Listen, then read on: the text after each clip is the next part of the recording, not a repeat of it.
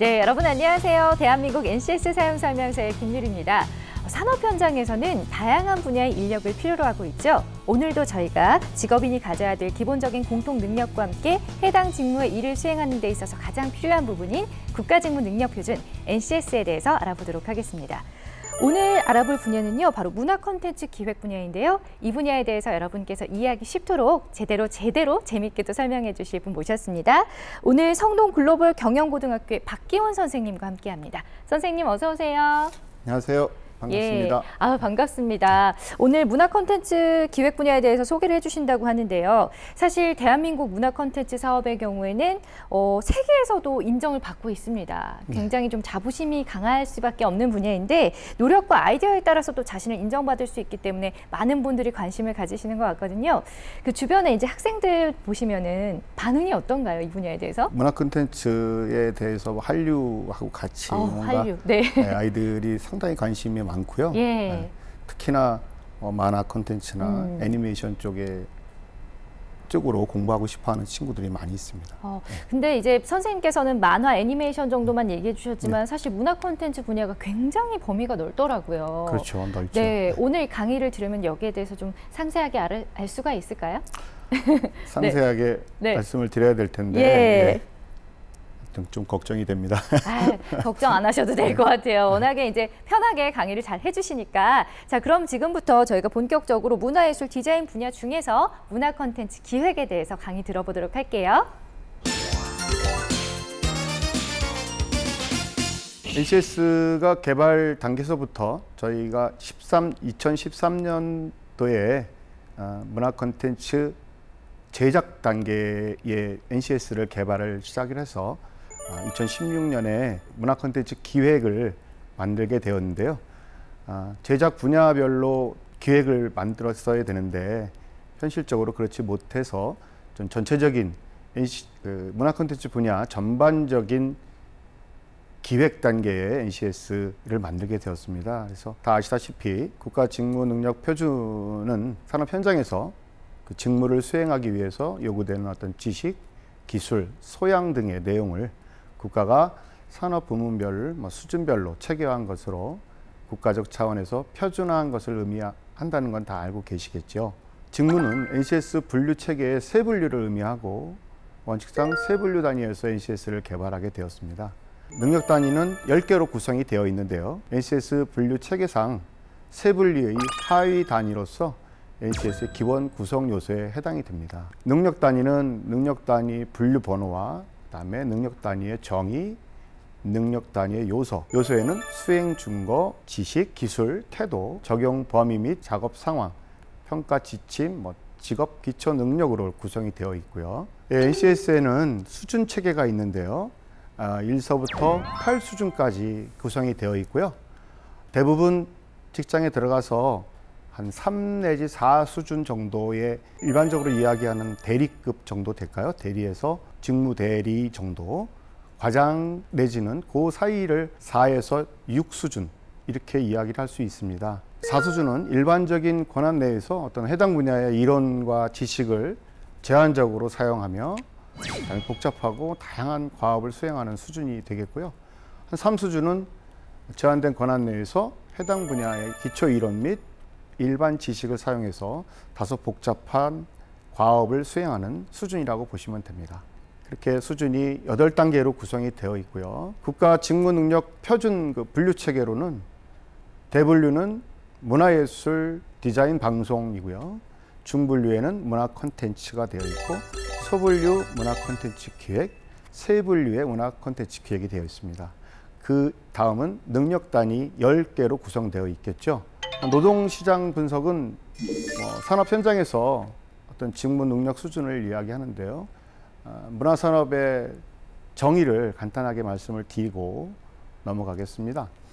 문화 콘텐츠 산업은 영화, 음반, 게임 등과 같은 문화 콘텐츠 기획, 제작, 유통, 소비 등과 이에 관련된 서비스를 행하는 산업으로 문화 콘텐츠는 콘텐츠에 문화적인 요소, 예술성, 창의성, 오락성 등을 추가한 개념으로 결국 창의력과 상상력을 바탕으로 만들어져 미디어나 매체를 통해서 구현되어 경제적 가치를 창출하는 문화상품을 개발하는 것입니다.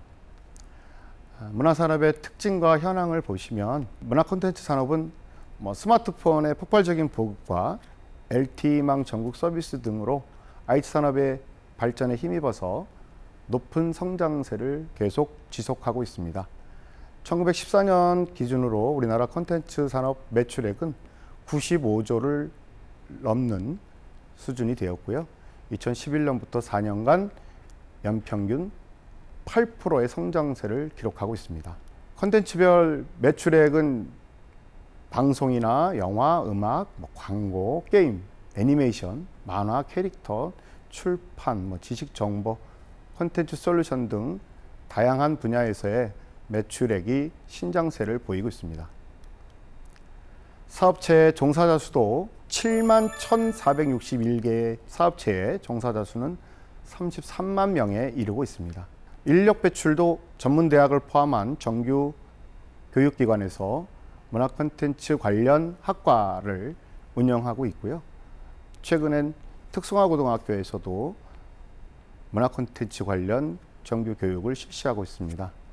국가 기술 자격 현황은 문화예술 분야는 좀 도제식 교육 비중이 다른 분야에 비해서 높다 보니까 어떤 가치 판단의 객관성이 다른 기술 분야에 비해서 낮은 편이라 다른 기술 분야에 비해서 기술 자격의 수요 및 비중이 좀 낮은 편입니다. 그러다 보니 체계적인 교육 훈련 및 자격 체계 수립이 필요하게 되었죠. 그래서 NCS를 통한 체계적인 교육 훈련 및 자격 체계를 수립해서 정형화된 교육 과정을 통한 어떤 인력 양성이 필요하다고 판단이 됩니다.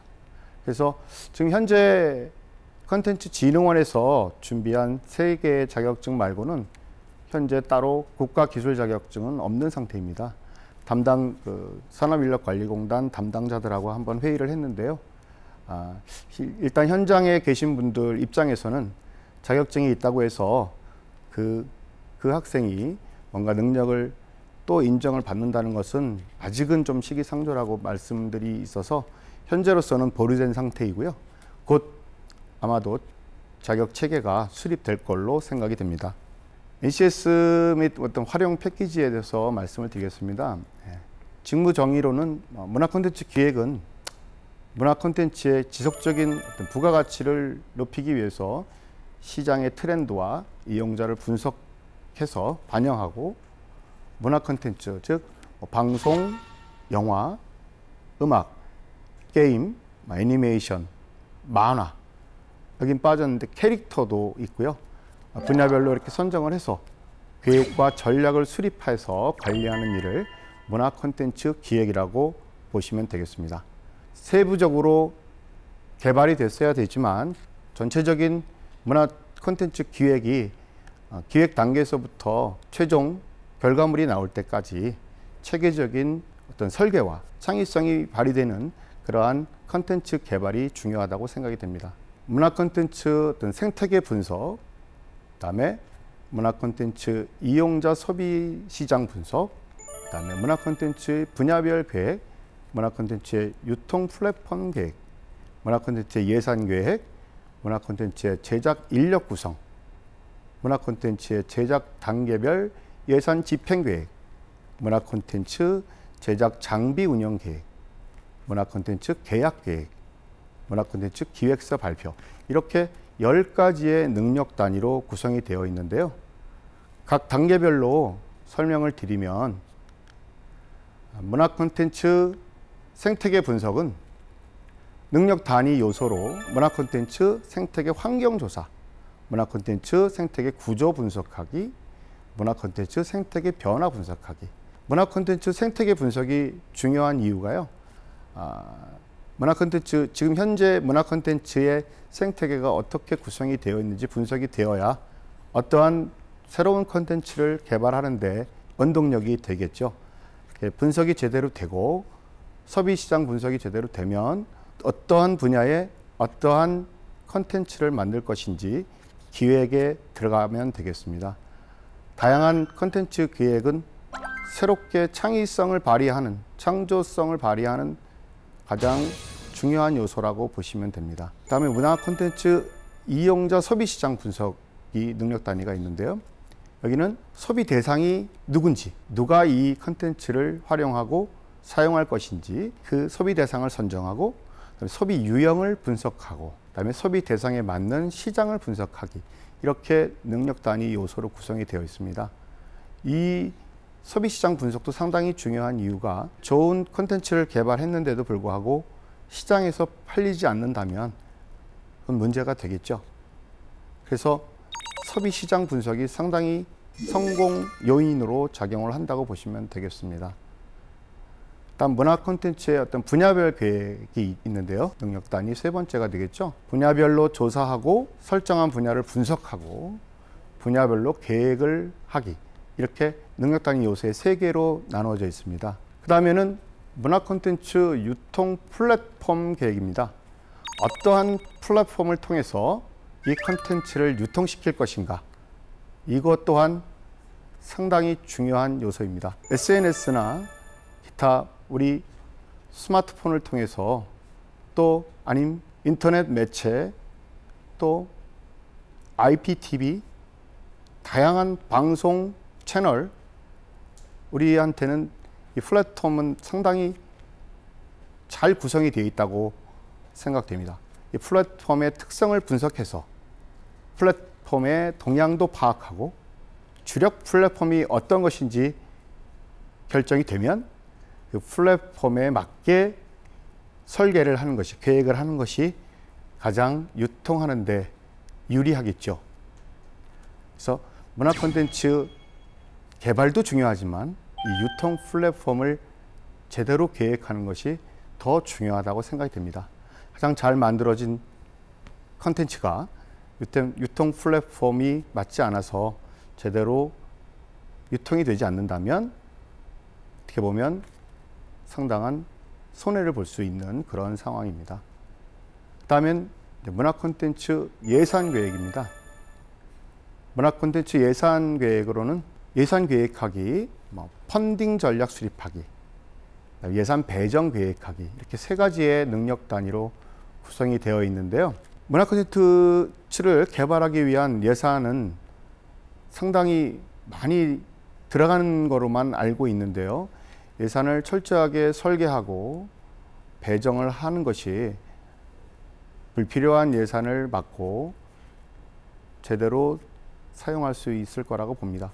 그리고 펀딩 전략 수립하는 것은 인터넷에 자신들의 어떤 사업 계획을 올려서 투자자를 모집하는 이러한 또 방법, 내지는 제3의 컨텐츠 개발이 연계되면 더 시너지 효과를 낼 수 있다고 봅니다. 다음 문화 콘텐츠 제작 인력 구성인데요. 필요 인력을 조사하고 필요 인력을 구성해야 되겠죠. 어느 한 콘텐츠를 만드는 데 있어서 어떠한 인력이 얼마만큼 어떠한 기간 동안 필요한지 계획이 돼야 콘텐츠 제작에 일정이 차질이 빚어지지 않을 거라고 생각이 됩니다. 그리고 또 그 필요 인력을 관리하고 계획하는 것도 중요한 일이라고 생각됩니다. 현재 제작 인력들은 많이 있는데 제대로 활용을 못하는 부분도 많이 있습니다. 그래서 빨리 여러분들도 제작할 수 있는 여건이 마련이 돼서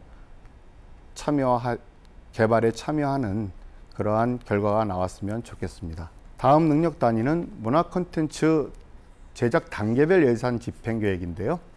문화 콘텐츠 제작 단계별로 예산 집행 계획을 따로 세워야 됩니다. 실행 일정을 계획하기, 능력 단위 요소로는 제작 장소 선정 계획하기, 그다음에 제작 단계별 예산 집행 계획하기, 이렇게 전체적인 큰 예산에서 또 제작 단계별로 또 세세하게 예산 집행을 계획을 해야만 예산이 제대로 사용이 된다고 보시면 됩니다. 그 다음엔 문화 콘텐츠 제작 장비 운영 계획인데요. 문화 콘텐츠 제작 장비 운영 계획은 어떤 필요 장비를 조사하시고 필요 장비 선정 기준을 수립하고 그다음에 제작 장비 운영을 계획하고 이렇게 분야별로 장비가 다 다르게 사용이 됩니다. 예를 들어 영화나 방송 쪽은 카메라 장비라든지 기타 어떤 촬영 장비들이 많이 활용이 되겠죠. 만화나 어떤 애니메이션, 게임, 컴퓨터를 많이 또 사용을 하시게 되겠죠. 3D 프로그램을 운영할 수 있는 그런 어떤 제작할 수 있는 장비 운영을 어떻게 할 것인지 계획하는 것도 콘텐츠의 질을 결정하는 중요한 요소라고 생각이 됩니다. 문화 콘텐츠 계약 계획인데요. 문화 콘텐츠를 계약을 하게 되면 계약 전략을 수립하게 되죠. 능력 단위 요소로 계약 전략을 수립하고 계약 조건을 설정하고 계약 이행을 계획하게 되는데요. 문화 콘텐츠는 2차, 3차 새롭게 또 다른 OSMU를 해서 3차, 4차 산업으로 발전을 시킬 수 있기 때문에 어떤 그 계약 관계가 상당히 중요하다고 봅니다. 계약을 어떻게 했느냐에 따라서 저작권 문제가 대두가 됩니다. 그래서 계약 관계를 철저히 하는 것이 상당히 중요하고요. 계약을 이행하지 못했을 경우에 올 어떤 회사의 불이익이나 어떤 개인적인 문제 등등까지도 고려해서 이 계약 단계에서는 좀 신경을 써야 될 것이라고 봅니다. 다음은 문화 콘텐츠 기획서 발표인데요. 계약이 완료가 되면 문화 콘텐츠 기획서를 만들게 됩니다. 어떻게 기획을 할 것인지 전체적인 시나리오가 만들어지고 그 작성된 기획서를 사전 발표를 하게 되죠. 사전 발표를 하고 또 수정 보완 단계를 거쳐서 그 기획서가 최종 완성이 되는 그러한 상황입니다. 최종 계획서가 완성이 되면 계획서 발표를 하게 됩니다. 이렇게 10개의 능력 단위를 기본적으로 알아봤는데요. 더 세부적으로 좀 알아보겠습니다. NCS 캐릭터 문화 콘텐츠 제작 쪽에 NCS 개발에 참여했을 때 이야기를 잠깐 드리겠습니다. 현장 대표분들을 여러 분 만나 뵙고 어떻게 공부를 하고 준비를 하면 대표님들 회사에 입사를 할 수 있을지 제가 질문을 했습니다. 그랬더니 대표님 말씀이 드로잉 능력이 중요하다 하시는 분도 계시고 또 기획력이 중요하다 하시는 분도 계시고 어떻게 보면 두 가지 다 중요하다고 볼 수 있겠죠. NCS 자체가 현장 중심 어떤 컨텐츠라면 현장 대표님들의 의견을 가장 중요시해서 개발을 하게 되었습니다. 그래서 이 문화 콘텐츠 어떤 생태계 분석과 좀 능력 단위들을 전체적으로 한번 살펴보았는데요. 생태계 분석, 시장, 소비 시장 분석, 어떤 분야별 계획, 무엇을 어떻게 개발할 것인지 어떤 이 기본적인 계획들이 처음에 단추가 제대로 끼워져야 옷을 제대로 입을 수 있듯이 기본적이면서도 가장 중요한 단계라고 볼 수 있습니다. 그래서 지금 현재 어떤 국내외 문화 콘텐츠를 활용할 소비 시장 그런 분석, 한류 얘기하면 중국이나 일본 등 지금 남미 쪽에도 한류가 많이 전파되고 있다고 이야기를 들었습니다. 그래서 소비 시장을 어떻게 분석하고 제대로 분석하고 생태계 분석을 하고 문화 콘텐츠의 분야별로 무엇을 개발할 것인지 계획을 한다면 가장 좋은 어떤 기획서가 되겠죠. 그래서 기본적으로 드로잉 능력을 키울 수 있는 방법, 많이 그림을 그려보는 방법밖에 없겠죠. 대부분 문화 콘텐츠 쪽이 기획 부분은 제작 부분하고는 많이 다르지만 기획은 그래도 기본적인 드로잉 능력도 필요하다고 봅니다. 그래서 문화 콘텐츠의 어떤 기획 단계에선 시장, 소비자 시장 분석, 생태계 분석, 어떤 분야별 계획, 요 세 가지가 잘 어우러진다면 다양한 콘텐츠 개발이 가능하다고 생각이 됩니다. 또한 유통 플랫폼 계획도 이와 못지않게 중요하다고 생각이 되는데요.